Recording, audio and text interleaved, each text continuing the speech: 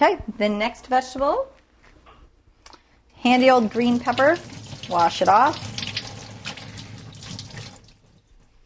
For the size of the stew that we're making, I'm going to use half a green pepper. You want to take it and you want to clean it. Take out all the seeds. Take out the top. Take out the rind. Wash the top of it back off. Then I'm going to cut it in strips, lengthwise. And peppers will hold up, so you can actually slice this reasonably thin for a pepper.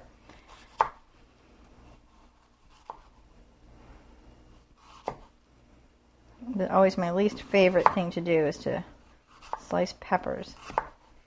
But they're worth it in the end.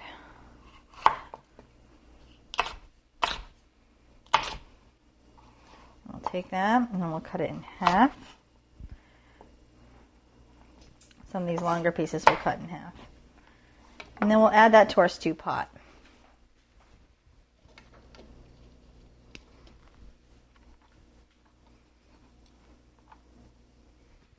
Okay.